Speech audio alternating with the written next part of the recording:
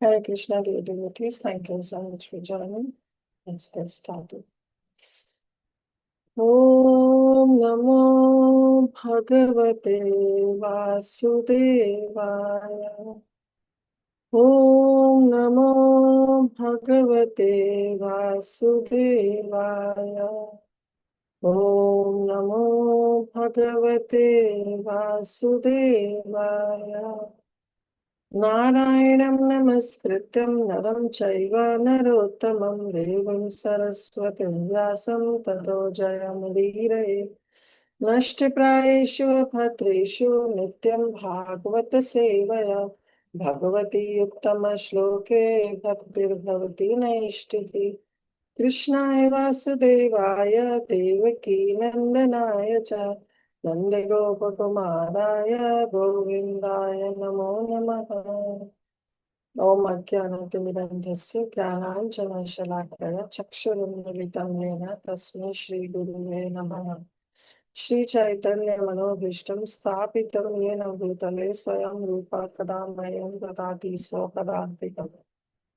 Namo Vishnu Padaya Krishna Pristaya Bhutale Srimate Bhakti Vedanta Swami Niti Namine Namaste Saraswate Deve Gauravani Pracharini Nirvishesha Shunyavadi Pashyata Deshidani. Jai Shri Krishna Chaitanya Prabhu Nityananda Shri Advaita Gadadhar Shivas Adi Gauri Bhakta Hare Krishna Krishna Krishna Hare Hare Hare Rama Rama Rama Hare Hare. गुरुवे गौरचंद्राय राधिकाय तदालय कृष्णाय कृष्ण भक्ताय तद्भक्ताय नमो नमः. आनंद लीलामय विग्रहाय अरुणाभते सुंदराय तस्मै महावीर सर्वदाय चैतन्य चंद्राय नमस्ते. मुखं करोति वाचालं भगवं रङ्गायते गुरुर्यत्कृपः वन्दे श्रीगुरुदेवतारं परमानन्दमाधवं Shrikrishna चैतन्येश्वरम्.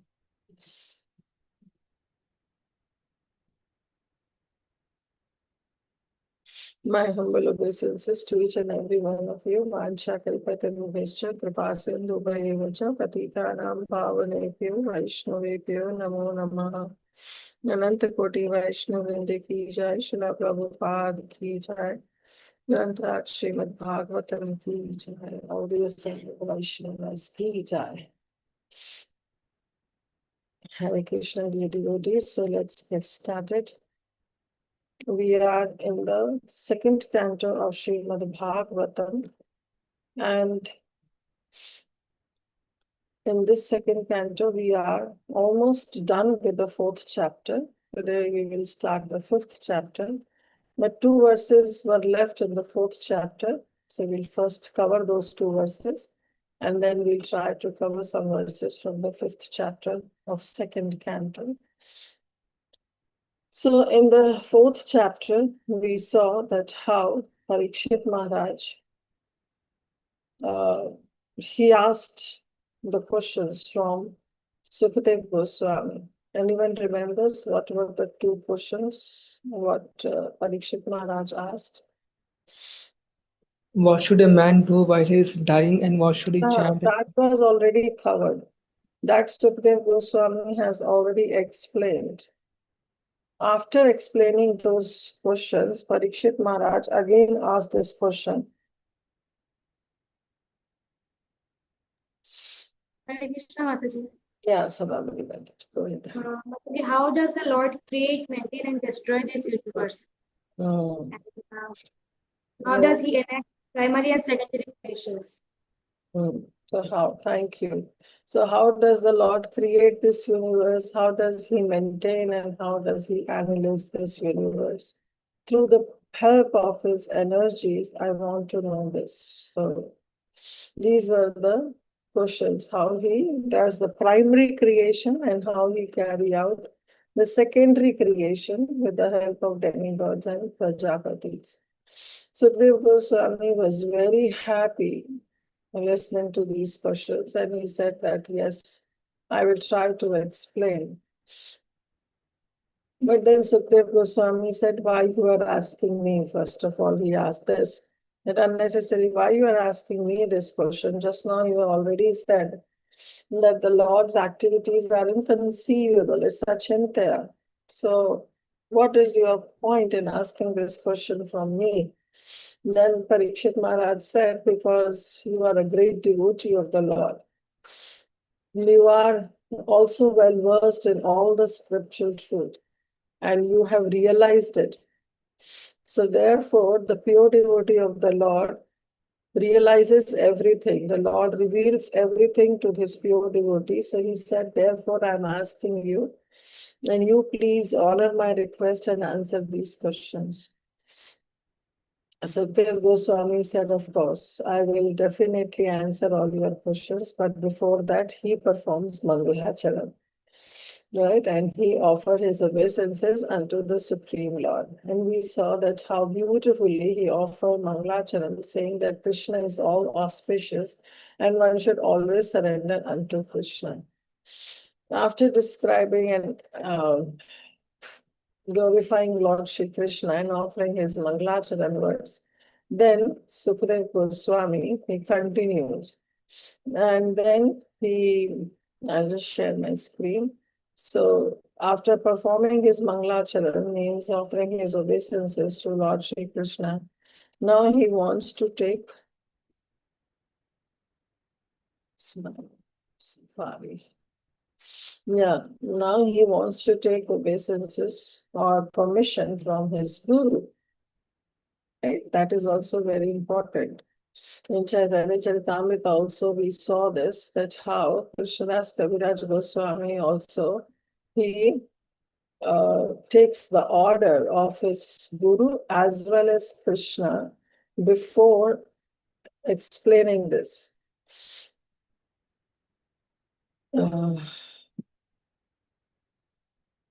Yeah. Before writing Chaitanya Charitamrita. So same here, now he said that I've already performed my Mangalacharan. Now I want to take blessings of my Shri Guru. And in that regard, he says this 24th verse, Namastasmai Bhagavate Vasudevaya Vedase Bhapurjanyanam Ayam Saumya Yanmukhamba Bruhasanam. Namaste Bhagavate. I bow down to that Supreme Personality of Godhead.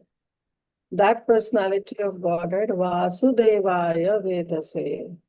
That Supreme Personality of Godhead is an incarnation of Vasudeva only. He is Vasudeva and he is also the Supreme God. Okay, Sukhdev Goswami, whom are you talking about? You are offering the obeisances to the Supreme Personality of Godhead, and at the same time you are saying that he is Vasudevaya. He is one of the incarnation of Lord Vasudeva. So whom are you talking about? Then Sukhdev Goswami says Vedase. Vedase means one who is the compiler of the Vedic literature. So who is the compiler of the Vedic literature? Srila Vyasadeva. So he says, I want to offer my obeisances to Srila Vyasadeva now. And remember, he's just saying that he is the compiler. So Vyasadeva, normally, devotees or people, they say that he composed. No, he didn't compose. He simply compiled the Vedas. Therefore, his name is Vyasa. So he's saying, I want to offer my obeisances unto Srila Vyasadeva. Prabhujnanam ayam Saumya. Saumya here refers to the devotees.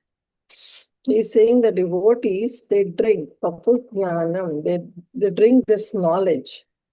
They drink this nectarian knowledge, which is Yan Mukhar Ambruvasaham, means it is flowing from your lotus mouth. It is flowing from your lotus mouth. Therefore, the devotees, they are drinking this nectar that is flowing from your lotus mouth. So this is the plain meaning that our Sukhdev Goswami is praying to Srila Vyasadeva. Srila Sridhar Swami, who is the original commentator of Srimad Bhagavatam, also agrees and also points out the same meaning, and so Srila Jiva Goswami. But our Rasik Acharya, Srila Vishwanath Chakravarti Thakur, he takes on to a different context in this verse.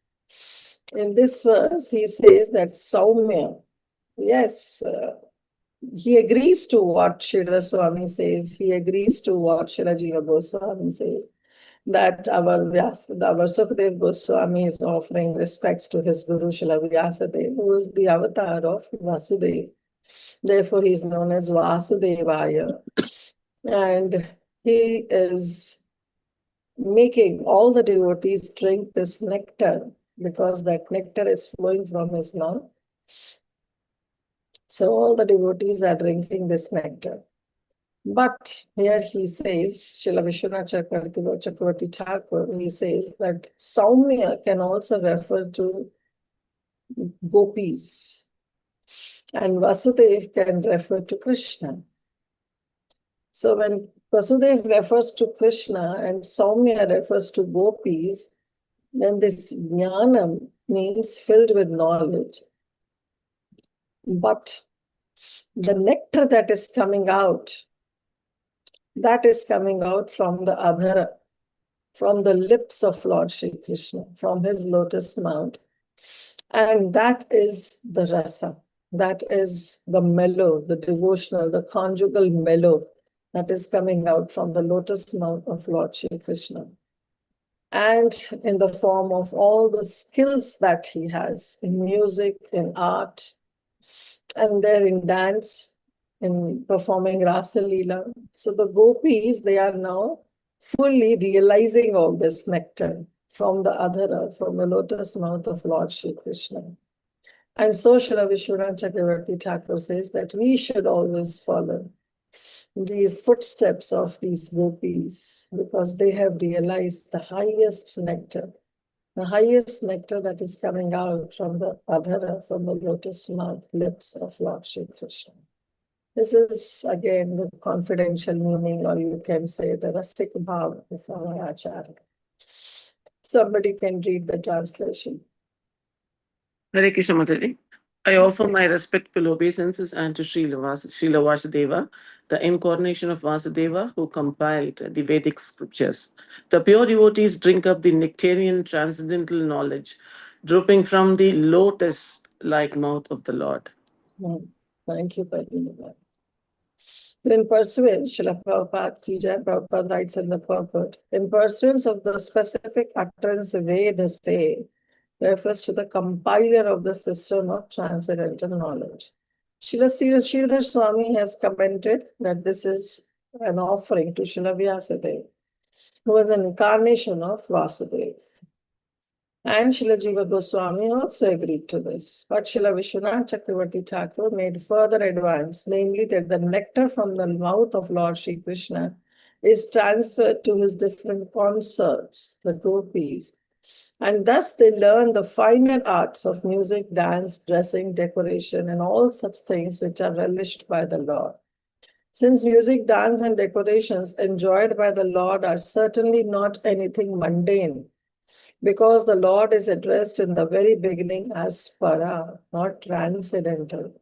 This is known as transcendental knowledge and is unknown to the forgotten conditioned souls. Srila Vyasadeva, who is the incarnation of the Lord, thus compiled the Vedic literature to revive the lost memory of the conditioned souls about their eternal relationship with the Lord.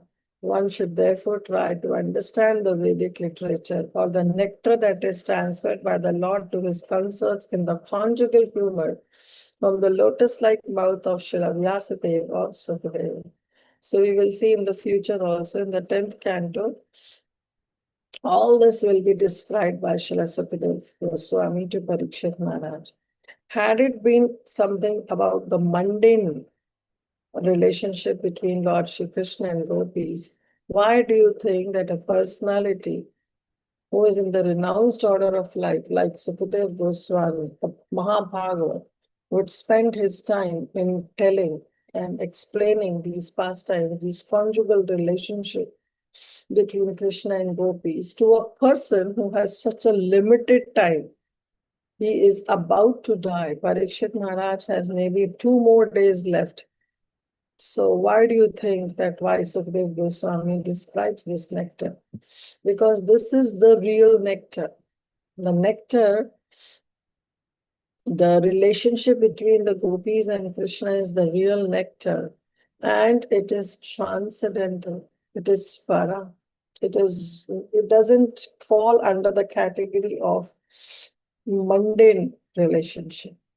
Therefore, Srila Sukadeva Goswami says that I will describe you. And anyone who hears these pastimes, see, if we hear any mundane love story between boy and a girl of this material world, naturally the lust arises.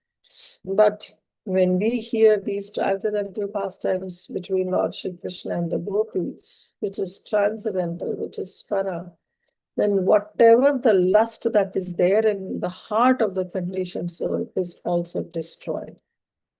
It's completely destroyed. So therefore, he's saying that this is a nectar that is flowing from the mouth of Vyasadeva and Sukadeva Goswami. By gradual development of transcendental knowledge, one can rise to the stage of this transcendental arts and music displayed by the Lord in the Rasa Leela. But without having this Vedic knowledge, one can hardly understand the transcendental nature of the Lord's dance and music. So first we have to understand this Vedic knowledge. Means you have to understand the supremacy of Lord Shri Krishna. Only then we can relish the sweetness. The pure devotees of the Lord, however, can relish the nectar and the fountain of profound philosophical discourses. Just like our Rasikacharya, Srila Vishwanath Chakravarti Thakur, who has brought the altogether different meaning of this verse in the form of kissing of the Lord and the Lord dance. And there is no mundane distinction between them. The realization of Srila Sri Sridhar Swami, Srila Jiva Goswami, and the realization of Srila Vishwanath Chakravarti Thakur, actually there is no difference. The only difference is that one is getting more rasic, and therefore he is discussing these philosophical discourses also in the form of kissing of the Lord in the rasa dance. But actually there is no difference. So this way, coming back to our verse, our Sukadeva Goswami, after offering his Mangalacharan verses to Lord Shri Krishna and describing his all auspicious qualities, now he is paying obeisances to Shri Vyasadeva, his guru, his father, but also his guru. Because Sukadeva Goswami learned Srimad Bhagavatam by Srila Vyasadeva.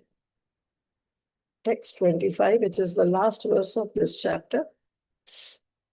Etadevatma naradaya viprachate vedagarbho bhayat sakshat yad aha hari atmaha. So now our Sukadeva Goswami is saying that, oh, Parikshit Maharaj, you have asked these questions, and etad. So on this matter, the questions that you have asked, the questions that you asked about the creation, how the Lord creates the primary creation and how he does the secondary creation with the help of Prajapatis and the demigods. So how he creates, how he maintains, and how he annihilates. O Rajan, O King, I will tell you, but I will not just say it, but I will narrate something special to you.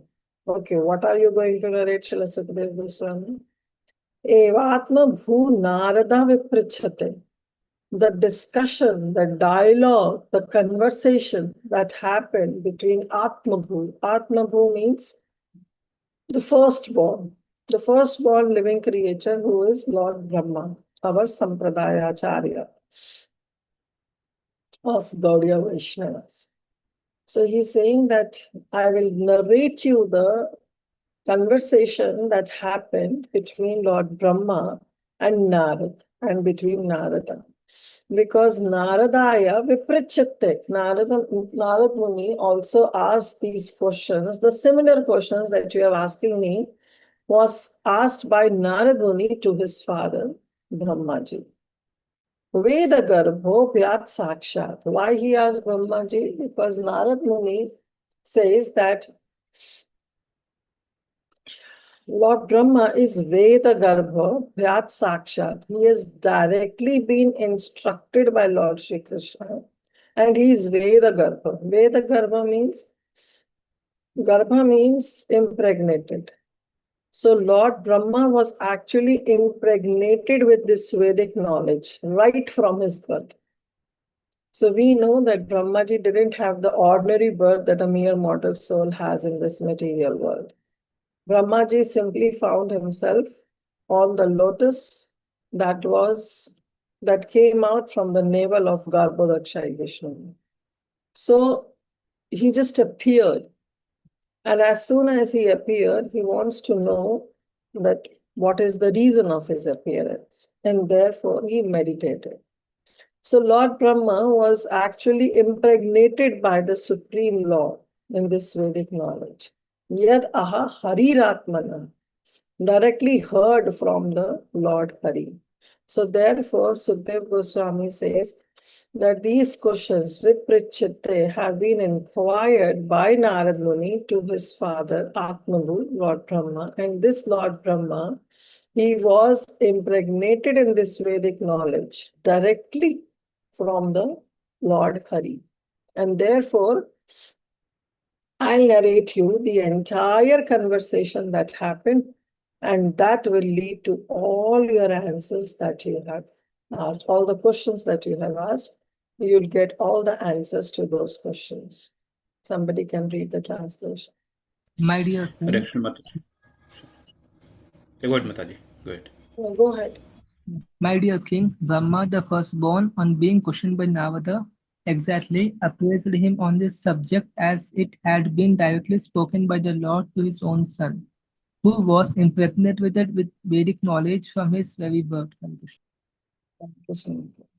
So Prabhupada writes, as soon as Brahma was born, he was impregnated with that Vedic knowledge, and therefore he is known as Veda Garbha or Vedantist from the embryo.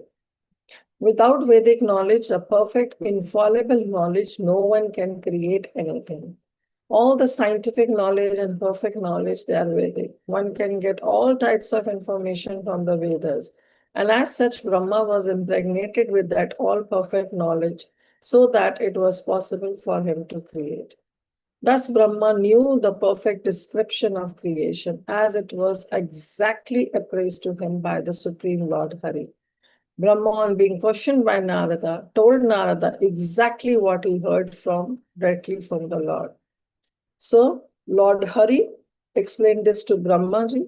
Brahmaji gave it to Narad Muni, and Narada again told the same thing to Vyasa. And then Vyasadev told everything to exactly the same as Sukadeva Goswami, without any addition and subtraction.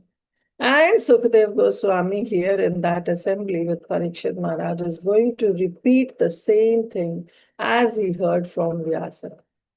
So Lord Krishna to Brahma, from Brahma to Narada, Narada to Vyasa, and Vyasa to Sukadeva Goswami.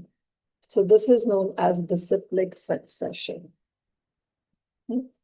So this is the way of the Vedic understanding. It's a descending process. It's not something ascending process. It's a descending process that flows down from one spiritual master to another. The language of the Vedas can be revealed only by the above mentioned disciplic succession, not by otherwise. Because this language of Vedas is to be realized. It cannot be learned. It has to be realized. So it has to be given by the spiritual master. There is no use in theories. Knowledge must be factual. And there are many things that are complicated and one cannot understand them unless they are explained by one who knows. Tattva Darshina. Those who are Tattva Darshina, when we approach to such spiritual master, and what we do? Submissive inquiry. Pariprashnena sevaya. Only then we can understand such knowledge. It is very difficult to know, but it must be learned by the above mentioned system. Otherwise, it is not at all understood.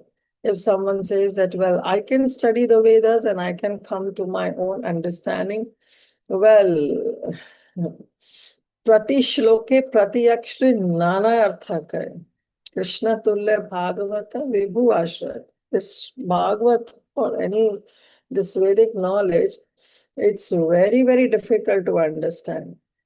And every verse, every syllable has nana artha, it's many, many meanings. So how can you derive the right meaning in the right context? With that, we need the help of our spiritual master so that we can understand. Otherwise, it's a chintya. It is inconceivable to understand by our own practices.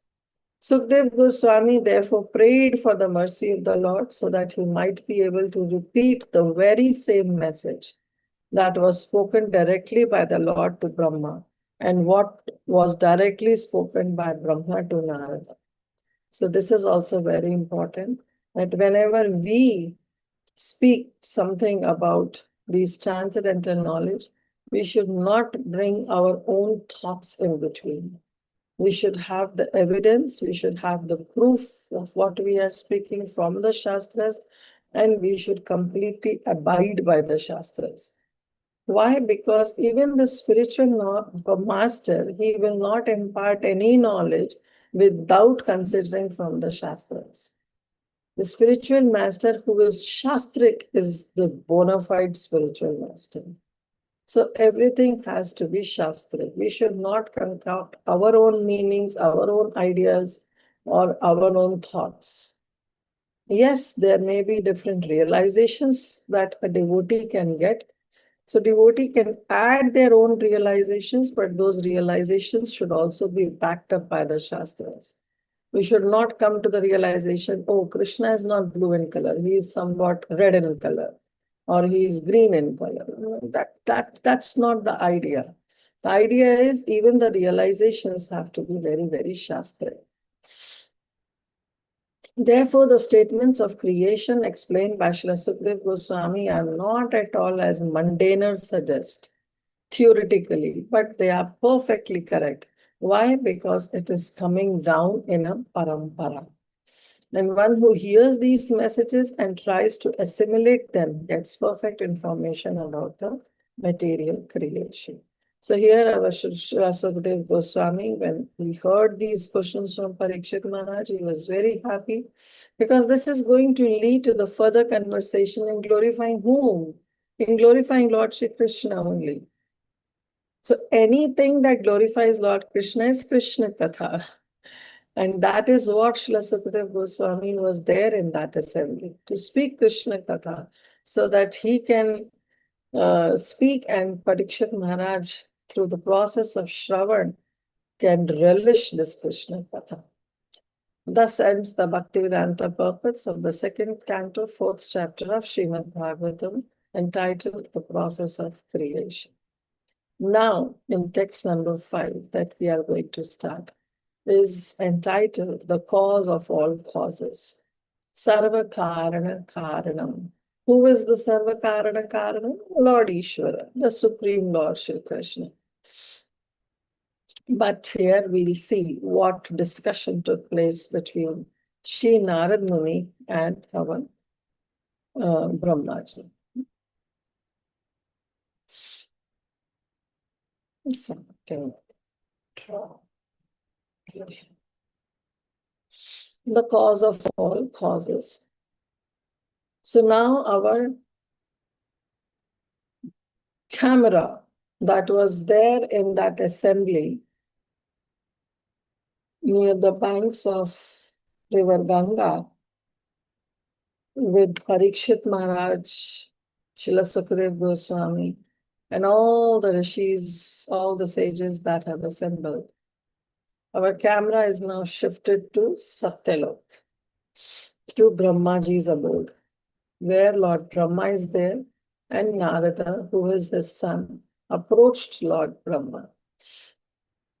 So this is the further conversation. So Bhagavatam has many conversations in between. What we are hearing is the conversation that took place at Naimisharanya, where the sages, Shaunag Adi Rishi, is asking questions from Srila Suta Goswami. Now see, Suta Goswami is also not saying that, oh, this is what the answer is. He is also quoting the same thing that happened between Parikshit Maharaj and Sukadev Goswami. Now this is the third level of conversation that we are seeing in Srimad Bhagavatam, where Sukadev Goswami is saying that to answer your questions of Parikshit, I will narrate you the incidents or the dialogue or the conversation that took place between Narada and Brahmaji. So this is the third level of conversation that we see. We'll see many conversations in this Bhagavatam. So anyways, coming back to our first verse, Narada Vacha. Deva Deva Namastestu Bhuta Bhavana Purvaja Yatad Vignya Hiyatnanam Atma Tattva Nidarshanam. Deva Deva Namastestu. Now Narad Muni is in Satyaloka. He approached Lord Brahma and he offered his obeisances. Namastestu. I offer my obeisances, O Lord Brahma. Narad Muni is saying. And he's calling his Lord, his father, as Deva Deva, means you are the chief of all the demigods. You are the Lord of all the demigods. Bhuta Bhavana. Bhuta Bhavana Purvaja. Purvaja means you are the firstborn. So, O firstborn, O the Lord among all the demigods. Bhuta Bhavana, you are the generator, O generator of all the living beings. You are the creator of all the living beings. Tad Vignahi Ajnanam. Please explain me the knowledge. Tad Vignahi. Give me that, impart me with that knowledge. Explain me. Tad Jnanam, that knowledge. Atma Tattva Nidarshanam. That knowledge which is very, very transcendental and which specifically directs one to understand Lord Shri Krishna. Nidarshanam. The knowledge that describes that what is the difference between Atma and Paramatma. So I don't want to hear any knowledge, but I want to hear the knowledge of Atma Tattva. What is Atma? Atma can be understood as the soul, and the Atma can also be understood as Paramatma, as the Supreme Atma, as the Super Soul. So the knowledge of Atma Tattva that you heard, I want to understand that knowledge. So please explain me that knowledge in great detail. Somebody can read the translation. Hare Krishna Mataji, Pranam. I can read. Translation by Srila Prabhupada ki jai. Sri Narad Muni asked Brahmaji, O chief amongst the demigods, O firstborn living entity, I beg to offer my respectful obeisances unto you. Please tell me that transcendental knowledge which specifically directs one to the truth of the individual soul and the super soul. Hare Krishna. Thank you, Madhuranga. So he's calling him as the chief of the demigods, Deva Deva. He's calling him as Purvaja, the firstborn living entity. And he's also calling him as Bhuta Bhavana, who is the creator of all the living beings, the generator. Now he's asking about this knowledge of Atma Tattva. So Prabhupada, he writes, he says the perfection of the parampara system that we saw already in the previous chapter, or the path of disciplic succession, is further confirmed. In the previous chapter, it was established that Brahmaji, the firstborn living entity, received this knowledge directly from the Supreme Lord. Same was imparted to Narada, then to Vyasa. So Narada asked to receive this knowledge, and Brahmaji imparted. Therefore, asking for transcendental knowledge from the right person and receiving it properly in the regulation of the disciplic succession. This process is recommended in Bhagavad Gita also. So this is very important. When you ask the right question to the right person in the right context.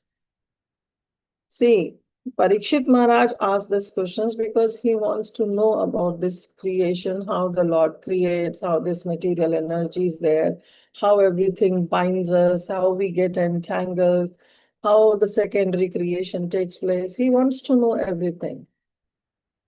Sukadev Goswami was intelligent enough that as soon as he heard these questions, he remembered the samvad, the conversation that happens between Narada and Brahmaji.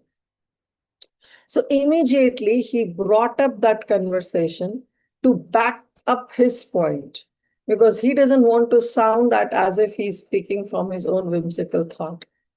Even though he would have spoken, that would have been Shastrik, because he's Mahabhagavat. Sukadev Goswami is Mahabhagavat.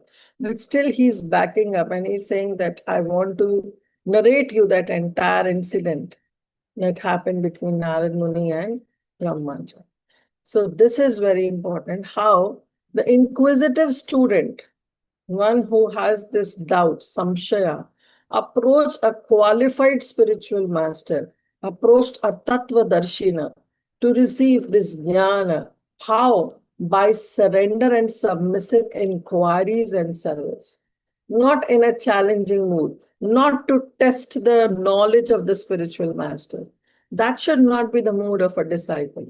The disciple should approach the spiritual master with surrender, submissive inquiries, and service. Pariprashnena sevaya. That should be the mood of a disciple. And he should approach to a tattva darshana guru to understand that tattva, that real tattva that Krishna himself says that to know about my appearance and my activities is what is the real absolute truth. So when you want to know that tattva, then you have to go to a tattva darshina who knows, who realizes this absolute knowledge. And how you approach? Through submissive inquiries, pariprashnena, and through service, through seva. Knowledge received by submissive inquiries and service is more effective than knowledge received in exchange for money. So it has to be accepted.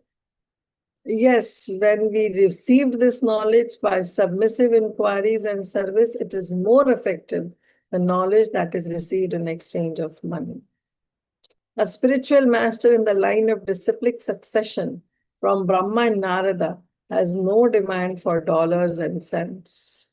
Therefore, this Bhagavad Gita, Bhagavatam, these transcendental knowledge has to be given without expecting any dollars and cents, because this knowledge is coming from parampara, and it has to be imparted as it is.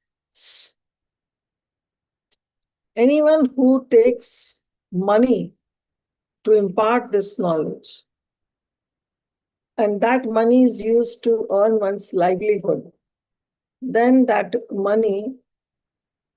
knowledge imparted is not the right knowledge. Prabhupada has always condemned this, that those who do Bhagavat Saptaha, yes, they are speaking from Bhagavatam only, but what is their consciousness? Is their consciousness in speaking Srimad Bhagavatam is to do the highest welfare activity for the people in general? Or their consciousness is how much money I'm getting? Like when people go to this Bhagavat Saptaha, they give some donation. Chadhawa chadta hai. So the person who is on Vyasapit, who is on Vyasa Gaddi, if his consciousness is how much money I'm collecting every day, then his consciousness will be only on money. And whatever he will be speaking, though he's speaking Harikatha only, but that Harikatha will not touch the heart of the listener. Why? Because his consciousness is not to impart, not to give Harikatha, but his consciousness is how much money I'm getting. Whereas those who give this knowledge free, but their idea is just so that this knowledge can do the highest welfare activity for the people in general, then that consciousness is going to touch the consciousness of the listener, and that will bring immense transformation. Therefore, Prabhupada is saying that any knowledge that is received by service, by some submissive inquiries, is more affected than knowledge that is being received in exchange for money. This is not a business that is going on between a disciple and the spiritual master. A spiritual master does not demand any dollars and cents. A bona fide student has to satisfy him by sincere service to obtain knowledge of the relation and the nature of the individual soul and the super soul. So that sambandha gyan between the soul and the super soul, if one has to obtain that knowledge, it has to be done by sincere service unto the spiritual master and thus satisfying him. Prabhupada in this 434th verse, Tadviddhi pranipatena parishprashnena seva padikshanti te jnanam jnanina tasvadarshina. In that verse, Prabhupada writes that the spiritual advancement of the disciple is that how much he is able to satisfy his spiritual master through his service. It's directly proportional. The more we satisfy our spiritual master by our services, the more the spiritual realization will come. Okay. Text 2. Text 2 is very important as per the Bhakti Vaibhav course is concerned. So you should memorize this verse, not for shloka memorizing test, but this question is normally asked in Bhakti Vaibhav, that what were the 6 questions that were asked by Narad Muni to Brahmaji. And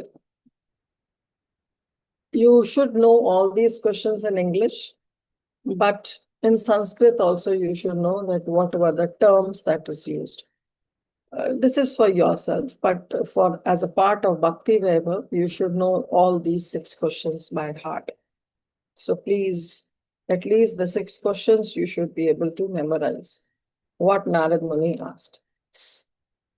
So he approached Brahmaji, Narad Muni approached Brahmaji, and now submissive inquiry, in utter submissiveness, in surrenderance, he is asking these 6 questions.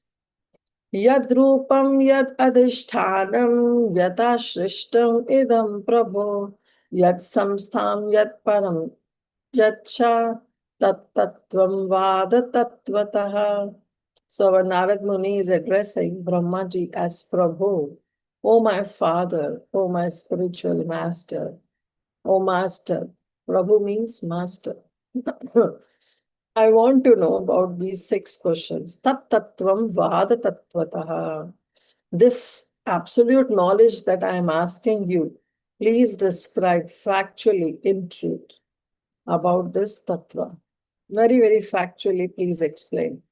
Okay, Narad Muni, what are your 6 questions?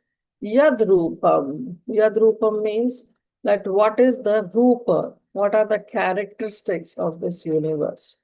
That is the first question. What are the characteristics of the universe? Yad adhishthanam. Adhishthanam means what is its shelter? Means universe, how does it comes into being? What are the characteristics and what is its shelter?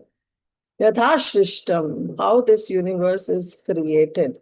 Means I want to know the entire process of creation. Idam Prabhu, oh my father, oh my spiritual master. I want to ask these questions. So 3 questions he have asked up till now in the first 2 line of the verse. That I want to know about the characteristics of the universe, what is its shelter and how it is created. Means the process of creation. 4th, yet samstham, how it is conserved. Means how it is maintained. What happens where it merges after destruction. So how it is conserved.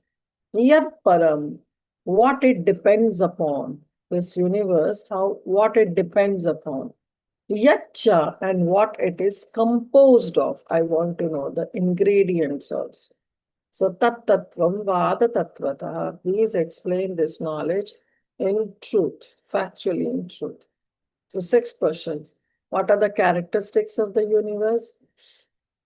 What is its shelter? How it is created? What it depends upon? How it is conserved? And finally, what it is composed of? What are the ingredients? So these are the 6 questions that he is asking. Somebody can read the translation. Hare Krishna. Hare Krishna Mataji.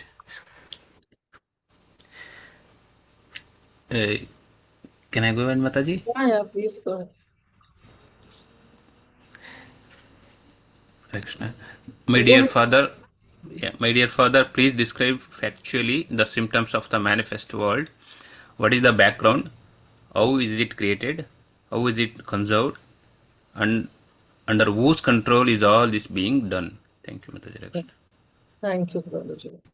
So he's asking his father. So we should know about these 6 questions. Prabhupada in this translation is not basically clarifying all the 6 questions, but in the purport he will. So the characteristics, the shelter, how it is created, how it is conserved, what it depends upon, and what it is composed of. Inquiries of Narad Muni on the basis of factual cause and effect appear very reasonable. So the atheist is talking about, they put forward their self-made theories, but Narad Muni wanted to know about this creation aspect in all the facts of creation and truth. So now Prabhupada is writing. Transcendental knowledge regarding the soul and the super soul includes knowledge of the phenomenal world, that is Prakriti, and the basis of its creation. What is the base of the creation? In the phenomenal world, 3 things are factually observed. What are those 3 things? Living beings, Jiva, manifested world, Prakriti, and the ultimate control over them, Ishvara. So in Bhagavad Gita also, when this Kshetrajna chapter, the nature, the enjoyer, and the consciousness, the 13th chapter, when it was discussed, there also in Bhagavad Gita, Krishna says that, oh Arjun, I'm giving you this knowledge about Kshetra and Kshetrajna, but ultimately this knowledge also deals only in 3 main things. And those 3 main things is Jiva, Ishvara, and Prakriti. Everything revolves around these 3 things. So in the phenomenal world, means in this material world, these 3 things are to be observed by an intelligent person. About the living beings, the Jiva Tattva, the Prakriti, and finally the Ishvara Tattva. The intelligent man can see that neither the living entity nor the phenomenal world are created by chance. So they know that this is not something happened by chance, like the Darwin says, Big Bang theory, a Big Bang happened and everything came. Nothing by chance. The symmetry of creation and its regulative actions and reactions suggest the plan of an intelligent brain behind them. And what is that intelligent brain? That intelligent brain is Ishvara Tattva. Prakriti cannot manifest all by herself. Prakriti is like the well-built car, which has all the functions, which has all the capabilities of turning left, turning right, brakes, everything, full tank of gas, everything is good. But can the car move on its own? It needs a driver. Similarly, Prakriti also needs a superintendent, a master, who can take the help of Prakriti and finally make the creation process happen. So, an intelligent man understands that this symmetry of creation and its regulative actions and reactions suggest the plan of some intelligent brain behind them. And by genuine inquiry, one may find out the ultimate cause with the help of one who knows them factually. So by genuine inquiry only, by submissive inquiry only, one may be able to find out the ultimate cause, the immediate cause, the effective cause, and the ultimate cause. And with the help of who? One who knows this truth. Only he can impart that knowledge. So that is how the transcendental knowledge is received. So finally, these 6 questions were asked by our Narad Muni to Bhagwan. And now Narad Muni is going to, first he's going to glorify his father. Now what he's saying, Sarvam hi etad bhavan veda bhuta bhavya bhavat prabhu karma karamalaka tad vad vishvam vijnavastitam tava.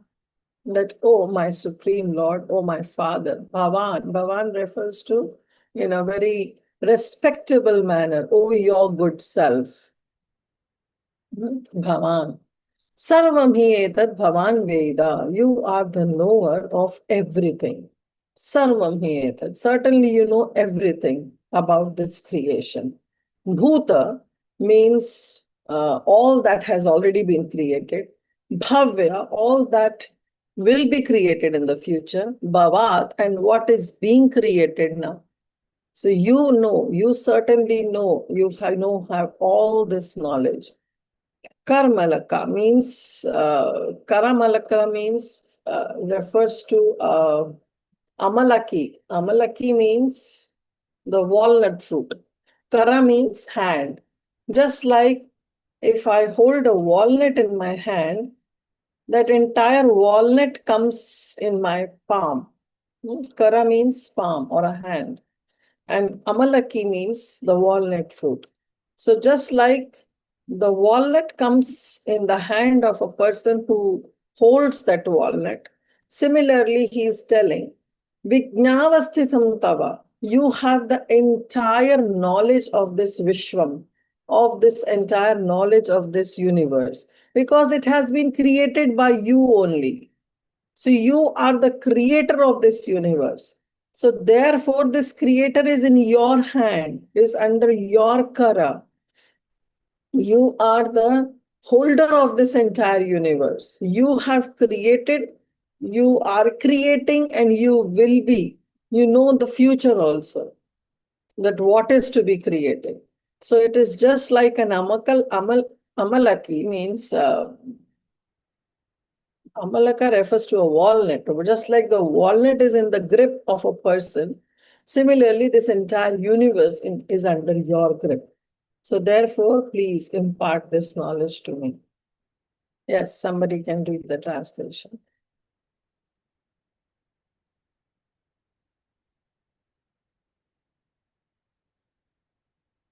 Yeah. I can read, Mataji. Yeah, Madhuri. Go ahead. My dear Father, all this is known to you scientifically because whatever was created in the past, whatever will be created in the future, or whatever is being created at present, as well as everything within the universe, is within your grip, just like a walnut. Hare Krishna. So just like a walnut, similarly, everything is in your grip. So you have to impart this knowledge. Prabhupada writes very beautiful purport. We'll read every word of this.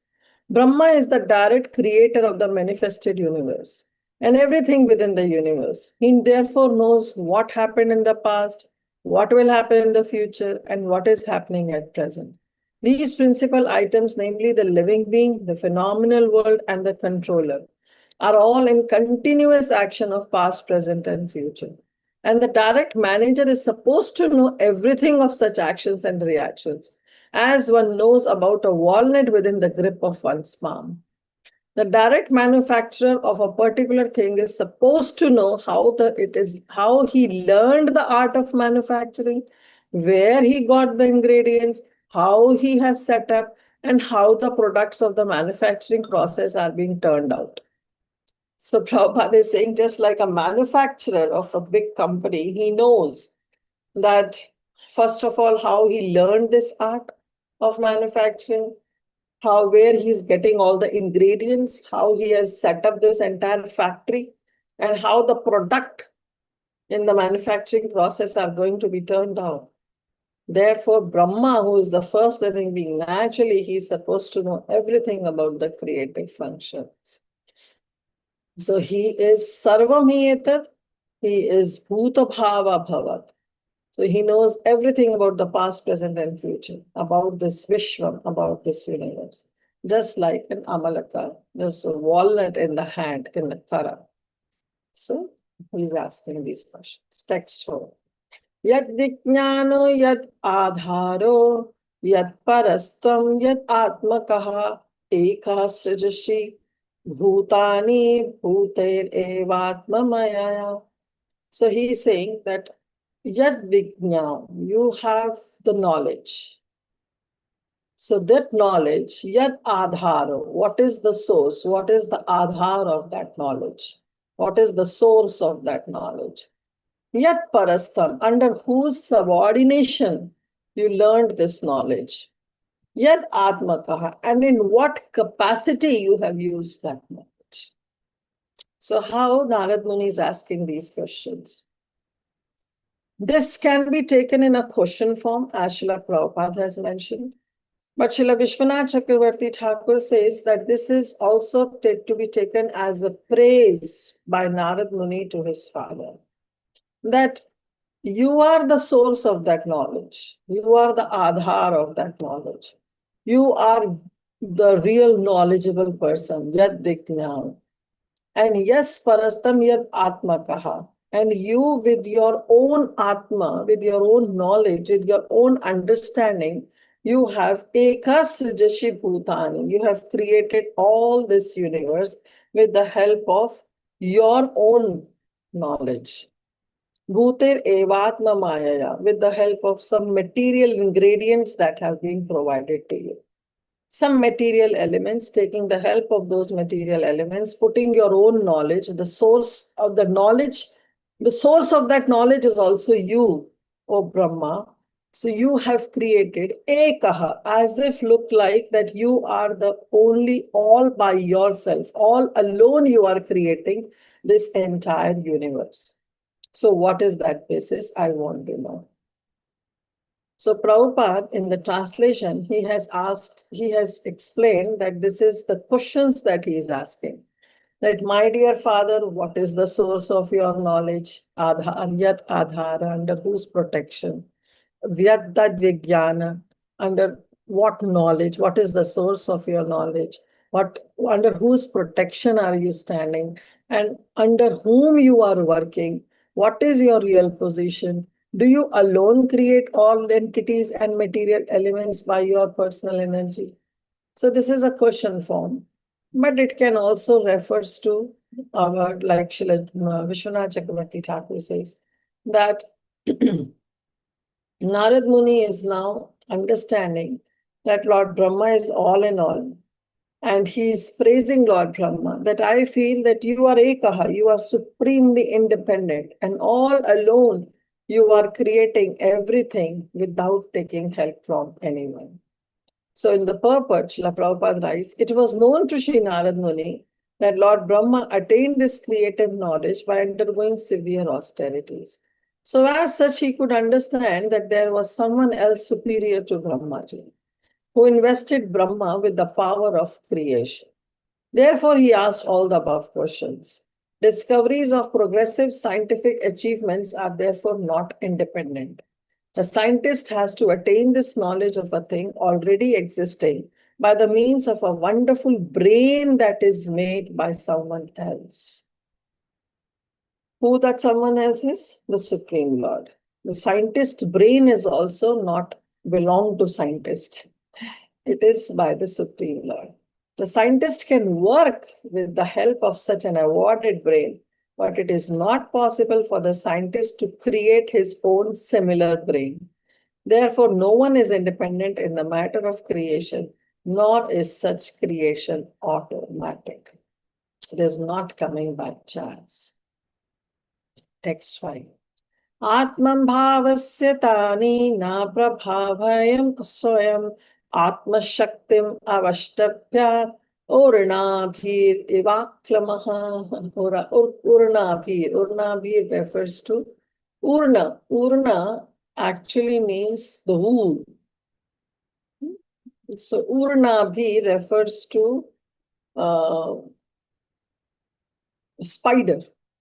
In Sanskrit, spider is known as urnabhi. Refers to, urna word actually refers to the spider, the wool. And nabhi means the navel. So how the spider, from his own saliva, he creates the entire web. And finally, he also maintains that and he destroys that web. So now Narad Muni is saying that just as the spider very easily creates the network of his cowweb and manifests his power of creation without being defeated by others, so also yourself, by employment, your self-sufficient energy, Atma Shaktim Avashtapya. You are employing your own Atma Shakti, your self-sufficient energy. You are creating without taking help from others. So this is how Narad Muni is saying that, oh, Brahmaji, just like a spider very easily creates his own network of web and manifests his power of creation and finally also disseminates it, destroys it. Similarly, O Brahma, looks like that you are creating this entire universe with the help of your own energy. But you are doing it all by yourself. Just like spider doesn't need any other person to help him out to create his web. Similarly, it looks like that you also don't need any help. Kaha, you are doing it, carrying out this process of creation all by yourself without taking help of others. So Prabhupada writes, the best example of self-sufficiency, this is self-sufficiency energy. That is, Narad Muni is talking to Lord Brahma, that you are having this energy and your energy is self-sufficient. You don't need help of others. So Prabhupada says the best example of self-sufficiency is the sun. The sun does not require to be illuminated by any other body. Rather, it is the sun which helps all other illuminating agents. Because in the presence of sun, what happens? No light bulb works. No other artificial light works. Rather, everything is illuminated. We can see it. So Narada compared the position of Brahma to that self-sufficiency of the spider, who creates his own field of activities without the help of employment of his own energetic creation of saliva. So he doesn't need any other help. He is simply using his own energetic creation of saliva to create that web. But how that is coming in spider also? That skill of creating that web through his own saliva, where that skill is coming from? Definitely there is someone who is higher. Some higher authority has bestowed that skill to that spider. Why not every insect be able to behave like a spider? It's not by chance. This is a skill to create his own network of web, his own cowweb. That skill is imparted to the tiny brain of that spider by the help of the saliva and the knowledge that is there in his brain. He can create this entire network. Similarly, our Brahma, though he is self-sufficient like a spider, with his own self-sufficient energy, he is creating this entire universe.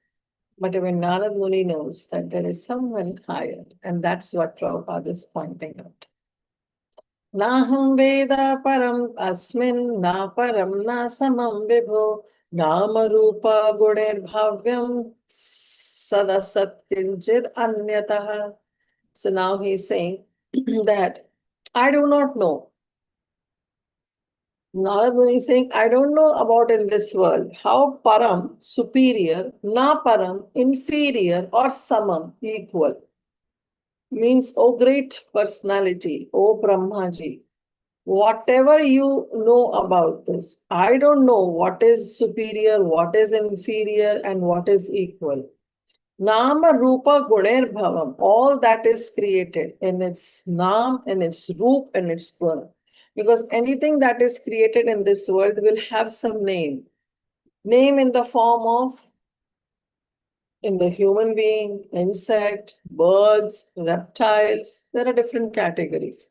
Rupa, they have their different forms also. Guna, they have different modes also. The qualities. Naturally, the quality of a human being and the quality of a dog, an animal, or an insect, or a reptile Their Roop and Guna are all different. Sat Asat. And also I want to know what is gross and what is subtle, what is eternal and what is temporary. So please kindly explain that all to me.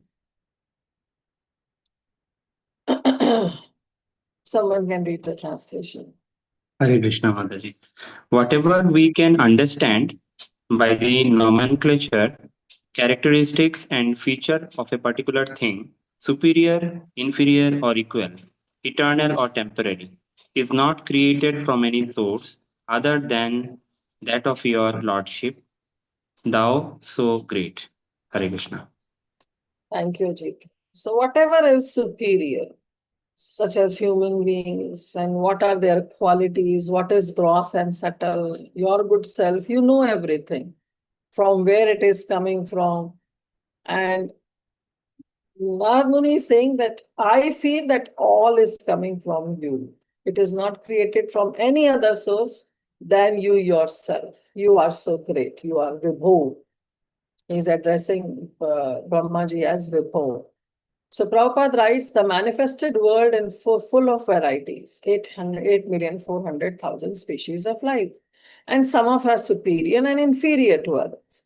In human society, human being is considered to be superior. Among humans also, there are different varieties. Some are good, some are bad, some are equal. But Narad Muni took for granted that none of them has any source of generation besides his father Brahmaji. He is the only generator. He is the only creator. Therefore, he wanted to know all about them from Lord Brahma. That who is doing what? I want to know everything. We'll do this verse also. Sabhavana ghoram yattapas sushamahita tena khedayase nastvam parashankham yachasi. So now he's saying again, Sabhavan, oh your good self. Yes, everything is created by you, by your own self-potency, by your own self-sufficient energy. You are the source of everything. But there is one shanka, there is one doubt that is there in my heart. And that doubt is, Sabhavan acharad ghorayat tapaha. Why are you engaging in ghora tapa? In performing this severe austerities in sush samhitaha, means in a very disciplined manner. Why are you performing such austerities? Tena khedasya nastvam. I want to know the reason, because this gives pain to me that you are the creator, you are the source, you are doing everything all by yourself, eka, without taking help of anybody. Then why are you engaging yourself in this so difficult discipline, austerities, ghora tapa you are engaged in? Parashankam yachasi. This is a shanka, this is a doubt that is there in my heart that is bewildering me. And you are the one who can clear the doubt. So please clear this doubt and tell us the real form. Somebody can read the translation. Hare Krishna Mataji. Yet we are moved to wonder about the existence of someone more powerful than you when we think of your great austerities in perfect discipline. Although your good self is so powerful in this matter of creation. Thank you, Prabhupada. So here Prabhupada is saying about ahangaropasana. So Prabhupada says, following in the footsteps of Sri Narad Muni, one should not blindly accept the spiritual master as God himself. Here Narad Muni, he's addressing Lord Brahma, his father, as the Supreme Lord. He's saying that looks like you are creating all by yourself. So you are self-sufficient, you are the cause of everything, you are creating everything. So this is what Srila Prabhupada is saying, that one should not blindly accept his spiritual master as God. A spiritual master is duly respected on a par with God. But a spiritual master claiming to be God himself should at once be rejected. Narad Muni accepted Brahma as the supreme due to Lord Brahma's wonderful acts in creation. But doubts arose in him also. So he is also not blindly following. He saw that Lord Brahma is worshipping some higher authority. He is engaged in this Ghora Tapa. So that means there should be someone superior to Brahmaji. Because when he saw Brahmaji performing this severe austerity, he understood that there should be someone superior. Because if he would have been superior, why would have been he engaged into that severe austerity? Like we see Brahmaji meditating, Lord Shiva meditating, but have you ever seen any one single picture where Krishna is meditating on someone? He is simply enjoying. He is always with his cows, with his cowherd boys, with the gopis, with his father, mother, in Vrindavan, enjoying his pastimes. So he is the Supreme Lord. He is not, you don't find a single picture where Krishna is sitting and meditating on somebody. You see the picture of Brahma meditating, you see the picture of Lord Shiva meditating, because they have somebody higher to them. They have the higher authority. So this was the doubt that arose in the heart of Narad Muni that is bewildering him, that is creating some sanshaya, some doubt in his heart, that somewhere something is wrong. So he is saying, the Supreme, Prabhupada is saying, the Supreme is supreme and he has no worshipable superior. But Brahmaji is worshipping, that means he is not the Supreme. He has a worshipable superior. Now, Prabhupada is bringing this Ahangaropasana, is the one who worship himself with the idea of becoming God himself. This is misleading. But the intelligent disciple can at once detect that the Supreme God does not need to worship anyone, including himself, in order to become God. Ahangaropasana may be one of the process for transcendental realization, but Ahangaropasita can never be God himself. No one becomes God by undergoing a process of transcendental realization. Narad Muni thought of Brahmaji as the supreme person, but when he saw Brahmaji engaged in some transcendental realization, the samshaya, the doubt arose in him. So he wanted it to be clearly informed. So what is this Ahangaropasana? You must have seen, especially if you go to some South India temple, you see that people, they do prediction of their own self. They stand at one place and they perform 3 rounds. When asked, they are saying that they are circumambulating the Paramatma in their heart. Hey, you are in the temple, why don't you do prediction of the temple?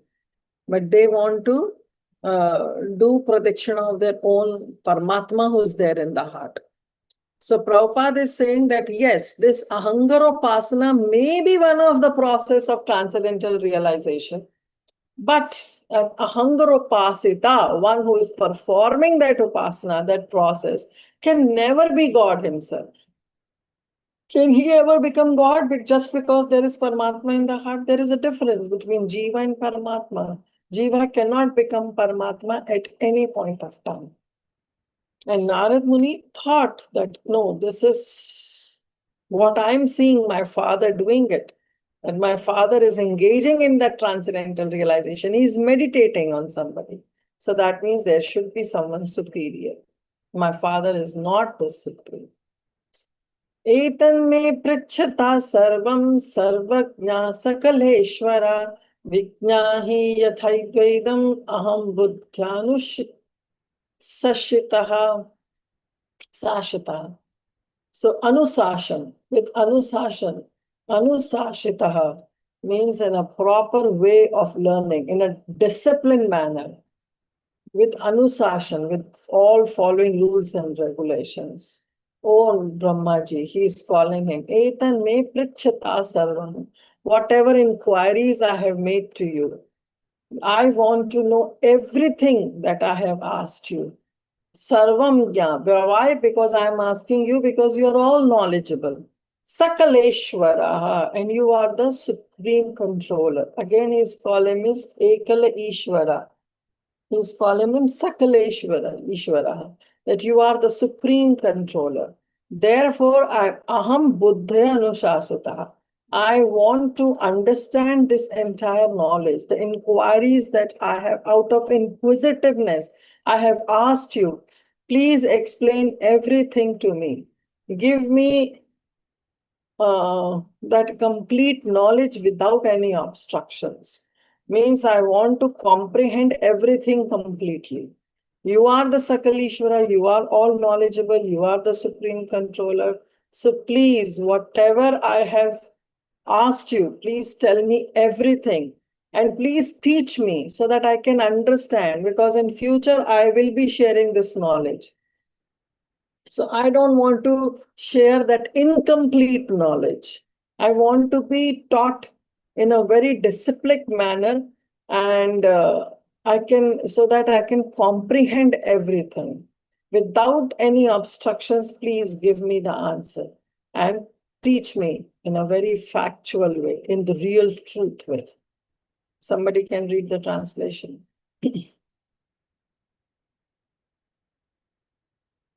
I can read now. Translation of Prabhupada, Jai Srila Prabhupada. Yes, My well, dear sir, you know everything and you are the controller of all. Therefore, may all that I have inquired from you be kindly instructed to me so that I may be able to understand it as your student. Thank you, Mataji. so he's saying that you know everything. You are Sarva Gnya, and you are the controller of all. You are Sakaleshwara. So therefore, whatever Prichata Sarvam, whatever inquiries I have made out of inquisitiveness, please try to explain me, make me able to understand it, because I am your student. The inquiries made by Narad Muni are very important for everyone concerned. Narada requested Brahmaji to deem them suitable so that all others who have come in the line of disciplic succession of the Brahma Sampradaya may also know them properly without any difficulty. Why? Because this is a descending process. It comes from one spiritual master to another. So it has to be understood properly in the right context from the right source. And Narada has approached Brahma in this regard. We have time, so let me do one more verse. Brahma Vacha, now our Lord Brahma will be speaking. Samyak karunike shaidyam vastate vivichikshanam yat aham chodita saumya bhagavad virya darshane. So just like Sukdev Goswami was happy and how Suta Goswami was happy, similarly, our Brahmaji is also very, very happy. Why these personalities are happy when they are asked such questions? Suta Goswami was happy when he was asked by all the sages of Naimisharanya about these questions of creation aspect, because he could relive that moment in which Sukdev Goswami was imparting this knowledge to Parikshit Maharaj. So that's why Suta Goswami was very happy. Why Sukdev Goswami was happy? Because Sukdev Goswami, when he was asked by Parikshit Maharaj, he could also relive that moment. He can remember the pastime of Brahmaji and Narad Muni, the conversation. Now, why Brahmaji is happy? Because he was asked by because he was asked these questions by Narad Muni. Because Brahmaji is saying Bhagavad Virya Darshane. Because answering your questions, I am reliving that moment in which the Supreme Lord, Bhagavan, imparted this knowledge to me. And I could see his prowess. I could visualize his prowess again while answering your questions.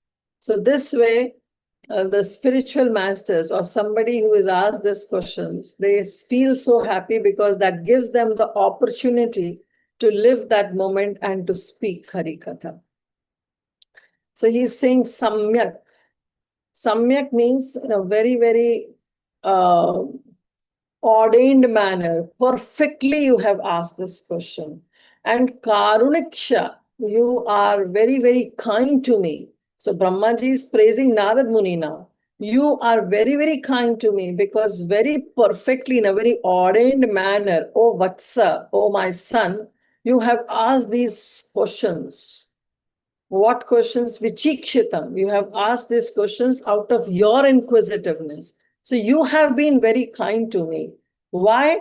Because yad aham chodita saumya, O gentle-hearted Narada, O Narad Muni, O gentle one, because these questions that out of inquisitiveness you have asked from me, Chodita, I myself is inspired to answer this question because that will give me the opportunity to remember Bhagavad Virya Darshani, to meditate on Lord's prowess, to meditate on his power. Your questions are giving me this opportunity that I could remember that prowess. I can remember that moment in which Lord Krishna has given me this power. He has inspired me to create this entire creation process. He has inspired me, so I can relive that moment. I can meditate on Lord's process. That is giving me an opportunity.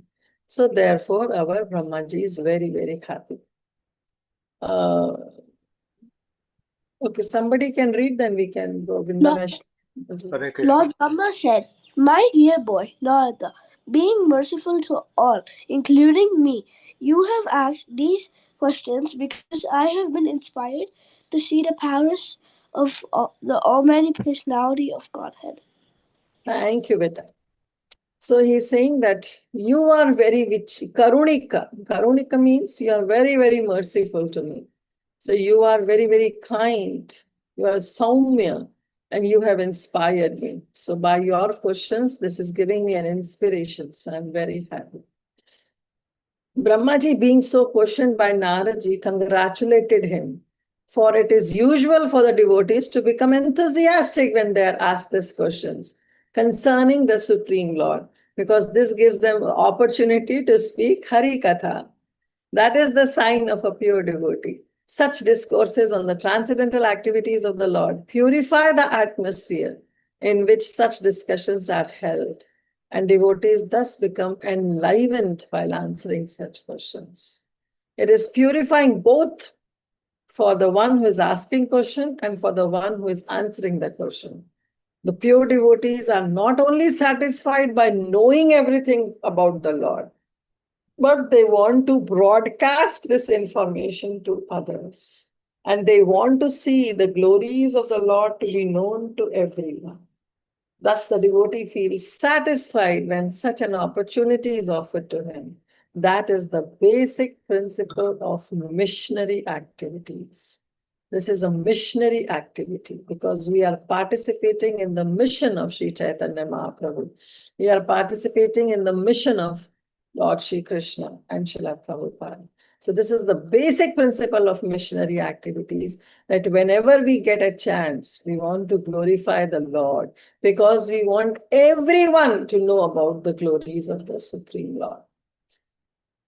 So the pure devotee is not miser, that he has the entire wealth, he knows everything, so he'll keep it to himself. No, the devotees are not miser. If they have that wealth of knowledge of the Supreme Lord, they want to impart it to others. They want to give it to others. And this is how they participate in the missionary activity, in the ultimate mission of the Supreme Lord. So this gives them the opportunity, and thus they get enlivened to answer. They get very, very enthusiastic. So our Brahmaji also, he was very, very enthusiastic, very, very happy, because now he wants to tell the truth. That till now, Narad Muni, you are thinking that I am the creator. No, no, no, no. Actually, I am not the creator. This power of creation is being given to me by someone, that Supreme Lord.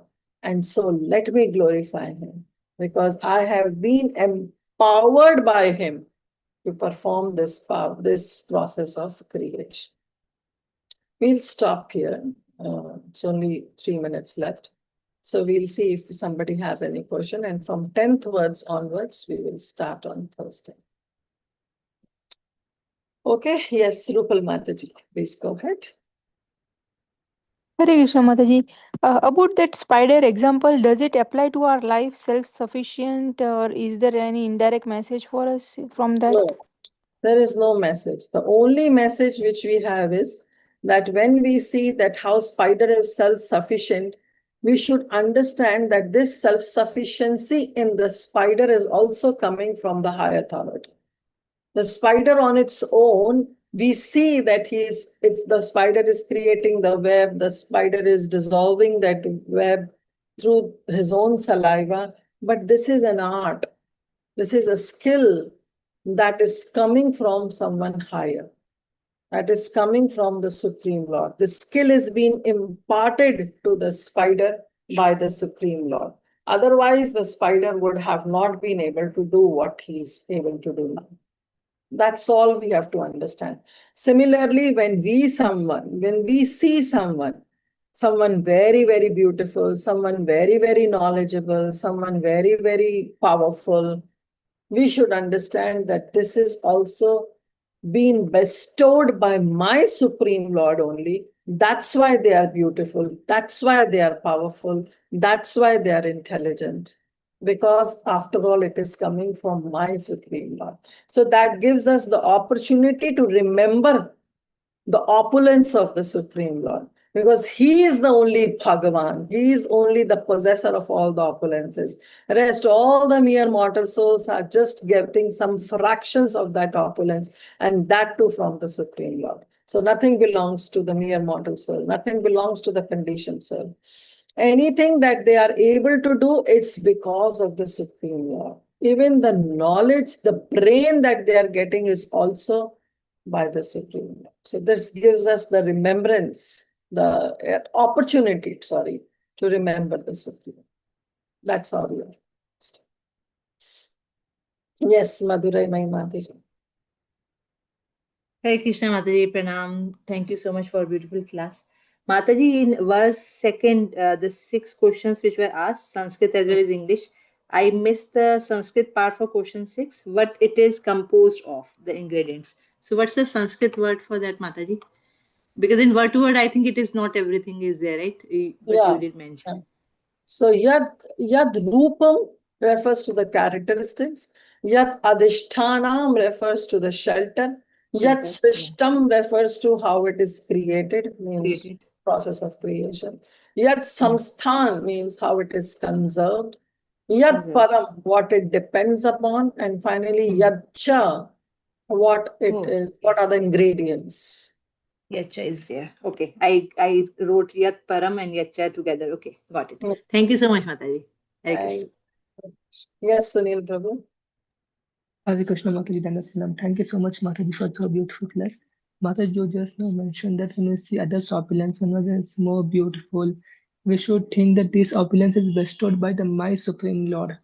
We can do that, Mataji, but the next thought comes, okay, why is Lord not giving to me? He is giving to him. So how to deal with that thought? That brings a little mood of jealous nature. Okay. So that should not be done. Every individual is different. Every individual karmic reactions are different.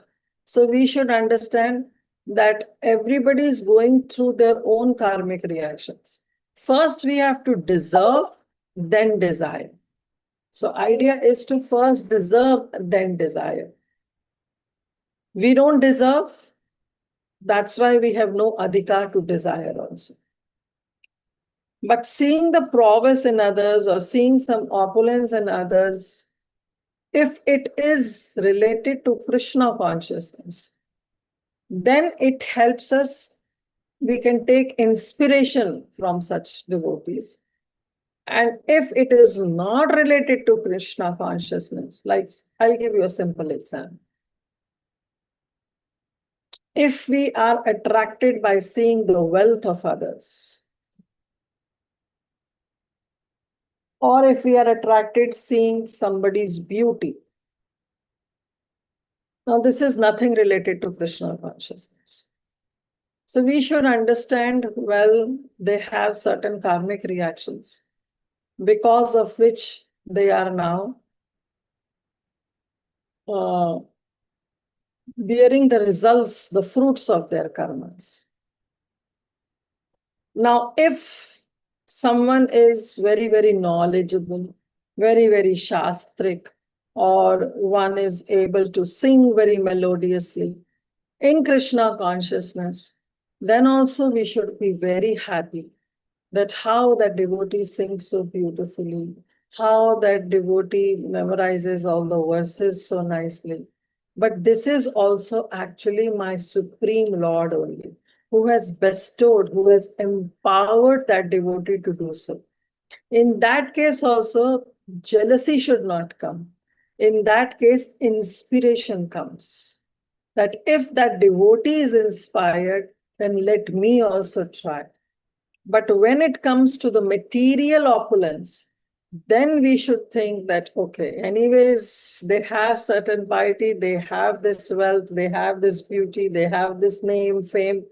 But actually, this is nothing related to Krishna consciousness. So it is just their karma. They have their piety and now they are bearing the reactions of their karmas. So this is how we have to train our mind, that so that we don't develop any animosity, any jealousy towards others, whether they are materialistic people or they are devotees. With this thought process that they deserve, I don't deserve it, and let me not fall into that category of deserving and desiring all these material opulence. Let me just use whatever I have in Krishna consciousness, because every individual is different. Every individual has their own baggage. They come with their own baggage. So with that thought process in our mind, we can train our mind also not to be jealous of others. Hope that helps. Yes, yes, Mataji, thank you so much. And Mataji, just to confirm, jealousy and envy are the same, right? No, they are not. Jealousy is there in the spiritual world also. The gopis are also jealous, seeing that how that gopi has created such a beautiful kunja, Nikunja for Radha and Krishna, that the supreme divine couple, they are coming and enjoying in her kunja. So another gopi can get jealous that, oh, this night I will make my kunja more beautiful than hers, so that this night this divine couple can come and rest in my kunja. So that jealousy is okay, because that jealousy is inspiring us to do better in our Krishna consciousness. Enviousness is something very degraded, because in enviousness, we try to destroy others. We try to pull down others. The gopis don't pull down. The gopi doesn't think, oh, she is able to make that better kunja, that somehow I'll do something, I'll destroy her kunja. That thought doesn't come in their mind, because ultimately they will think only for the benefit of the divine couple, that how the divine couple should be very happy. They should be very, very pleased. But in the mood of serving better, they take inspiration from other gopis. That's how the mood should be. So we should, that first of all, that jealousy in this mundane term also should not come. We should not be jealous. Forget about being envious. Enviousness is when we put others down so that people can recognize us. That is very, very degraded form. We should not develop that. But sometimes if that jealousy comes, we should immediately dovetail that jealousy also in relationship to Krishna consciousness. We should not be jealous of others in the sense that we want to put them down. But if we are jealous, that means, there is a little difference. Jealousy can also be like, first of all, jealousy and enviousness, they are altogether two different things. In enviousness, we try to put others down, pull down others, or destroy others, or their capabilities, or whatever they are doing. We want to become the hindrance in their growth. That is animosity. That is altogether different. But jealousy also, in the mundane term, it's wrong because that will lead to enviousness. So before it leads to enviousness, we should control that jealousy also. And we should dovetail that jealousy also in Krishna consciousness. That if I am jealous from others, then let that jealousy become an inspiration for me so that I can improve further, rather destroying others. Hope that helps. Yes, Mataji. Thank you so much, Mataji.